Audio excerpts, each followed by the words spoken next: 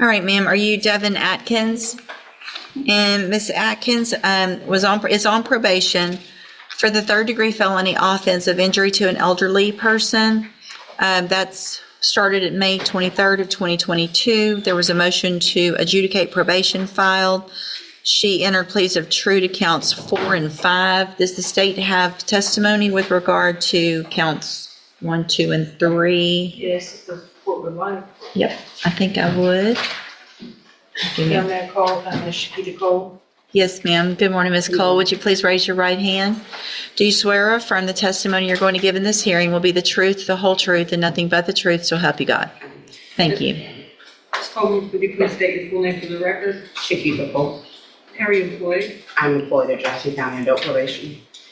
And as an adult probation officer, is it your responsibility to supervise an individual on this court's probation by the name of Devon Atkins? Yes, Do you see Ms. Atkins in the courtroom here today? yes. Can you point to her identifier?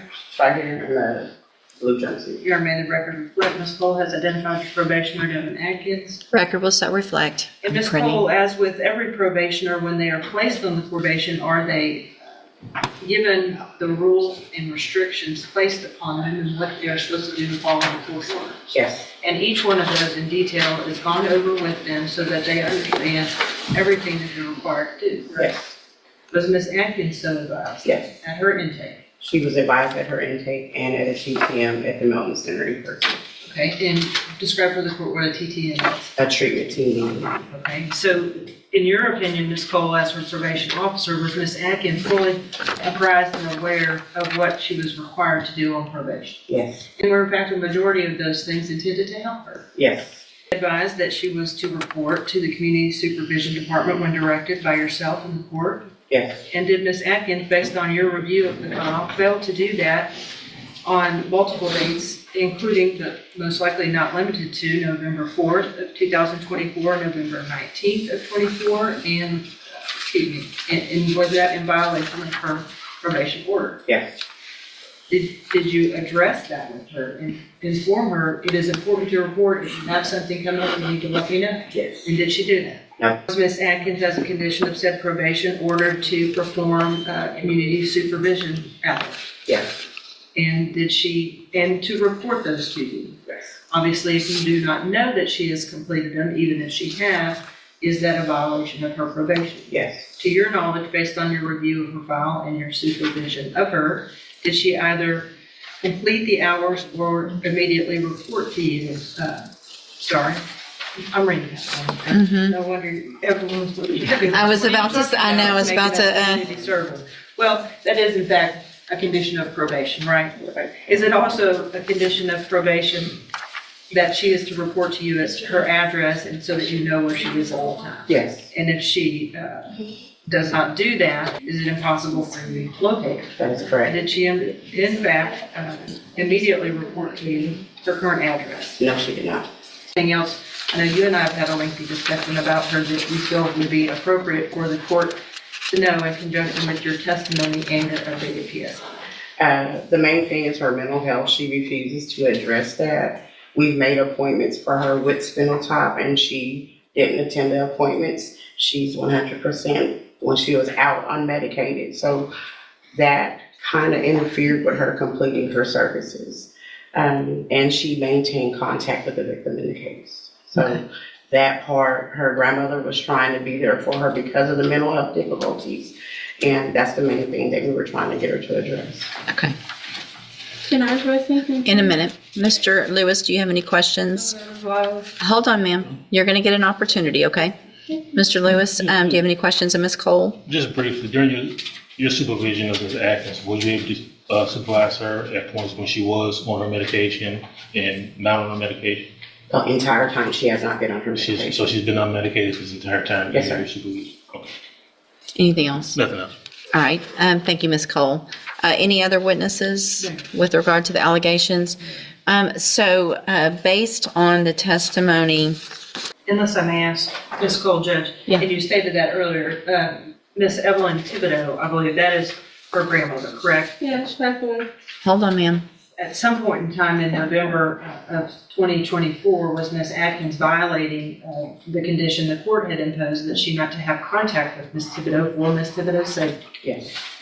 Thank you, Judge. Any questions about that? About No. the count, that's count 8 with the Right. contact? Okay. Then, at this time, based on the testimony, I am going to find count 1, 2, 3, 6, 7, and 8 true. Again, there were pleas of true to counts 4 and 5 previously. I've received an updated pre-sentence report. Has everyone had an opportunity to review that report? Yes, ma'am, Judge. Any additions or corrections to that report? No, from the bench, Judge. Nothing from the state, Your Honor, unless Ms. Cole has something to add. Do you have anything to add that's not already in your report? No. So the main thing I want to make sure, Ms. Cole, I have a notation here to ask is, you guys were aware of mental health issues and had opportunities for Ms. Atkins to participate in mental health services. Is that correct? I made the appointments myself for her. Okay. All right. Argument, Mr. Lewis? Well, Judge, I think definitely from the updated PSI we have, as well as I think there was some issues from the jail. If you look at those issues and activity, I think that goes directly to her mental health state. Unfortunately, she has not been on a mental health caseload. I think that definitely would benefit her, as well as, being able to take advantage of any services that spinal-type MHMR may have, or any programs that probation deems appropriate for her. I have had conversations with her, and meaningful conversations with her, where she has addressed to me her desire to take advantage of those activities if those available to me. She did understand that she had the safety opportunity. It didn't go well, but I don't think the mental health issues were addressed, mainly just substance abuse at that point. I think if we can get a handle on that, or get some work done with her to address the mental health issues, I think she'll do a lot better in this situation and be able to complete this I assessment. mean, it's hard when Hold on. someone's not taking patients. Well, it sounds like you had appointments that you missed that Ms. Cole made for you. Did she go to regular Safe P or special? Hold on. So she's already been to special needs Okay. Safe P. So that was a whole 6 months plus aftercare of drug and mental health help. So Ms. Atkins, the problem is you're being given all the opportunities. Yeah, but like I said, I don't know if I told you, I had an appointment in Port Arthur because I cannot get into Bowman. They're not taking new patients. So you had an appointment that Ms. Cole set for you, at least one, how many? Yeah, but it's not for medicine. It's for psycho. I'm not a psycho. I don't have those problems. I mean, some people do that. I don't know. Well, you obviously we don't know what you need because you won't even go do the evaluation. That it sounds like you haven't been on medication that would be, what? Evaluation where? At Spinal Top. That's what I'm telling you. That's not, I don't have that. I'm not a psychopath. That is for. It's psychopath. Nobody's saying you're a psychopath, but you That's what have. it's called past program. I'm not a psychopath. That's what I'm That's not what it's called, and that's not the reason it's called that, okay? If you had gone to your appointment and talked to them, then you would know what that was for, and you would know that it was meant to help you so that you could get on medication, stabilize, and not have the issues that you've been having. I'm going to find that you previously entered your, I'm sorry, Ms. Malfino, did you have anything to add?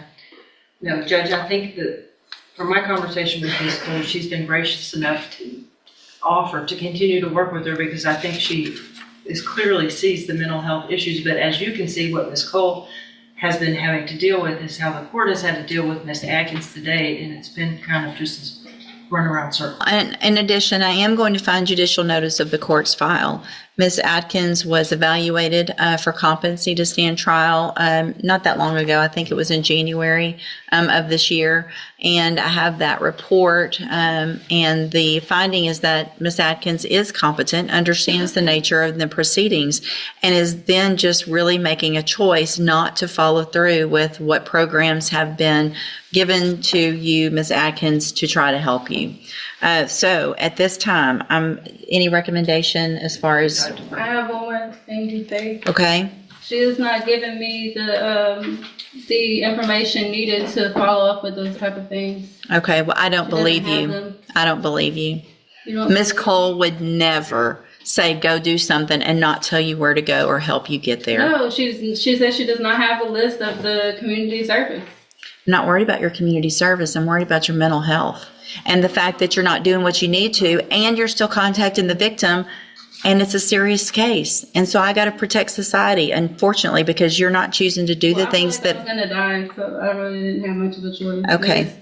It's my life in jeopardy. I'm going to find that you entered your pleas of true to counts 4 and 5 freely and voluntarily. Again, I'm finding counts 1, 2, 3, 6, 7, and 8 true. Find sufficient evidence to find you guilty, and at this time, find you I didn't fail a guilty. drug test. Don't talk I would over. like to look up. I'm about to sentence you to prison, and how you keep talking over me is about to start adding years onto that.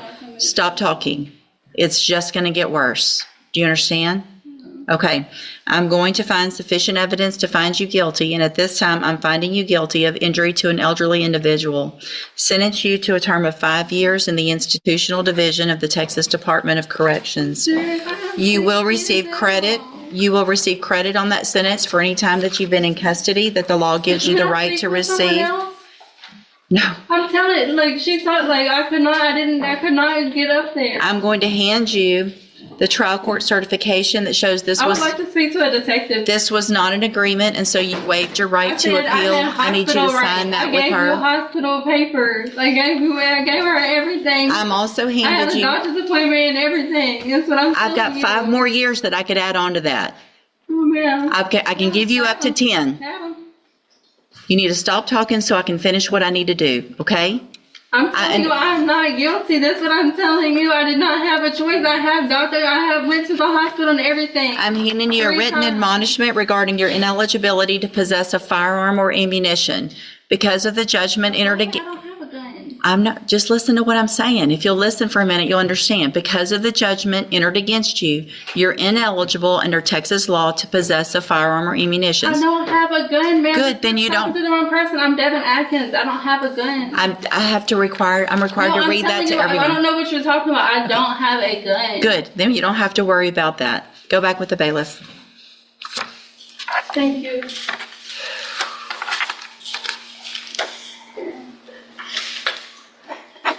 I didn't sign any papers. Devon Atkins stands accused not of a single crime, but of a slow unraveling. On probation for injuring her own elderly grandmother, the victim she was ordered to avoid, Devon enters pleas of true to counts 4 and 5. But the state pushes further. Probation officer Miss Cole takes the stand, her voice heavy with exhausted truth. Devon failed to report. She hid her address. She refused every mental health appointment, every medication, every chance. Miss Cole describes a woman unmoored, paranoid, untreated, yet still clinging to her grandmother for support, the very woman Devon is forbidden to contact. The court listens as Devon's own lawyer admits she's been off medication the entire time. Then the judge reads the findings. Counts 1, 2, 3, 6, 7, 8, true. Devon interrupts. She insists she tried. She calls the evaluation for psychopaths.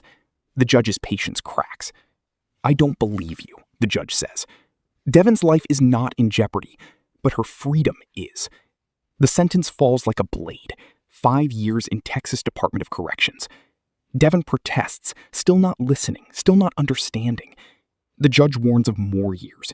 Devon claims innocence. She pleads about doctors, hospital visits, but the gavel has already fallen. In the end, the court gave Devon every map, every guide, every outstretched hand. She refused to take any of them. And so the system did what it must, not out of cruelty, but because some people cannot be saved until they choose to save themselves. The saddest verdict is not guilt. It is watching someone burn every bridge and then wonder why they are alone.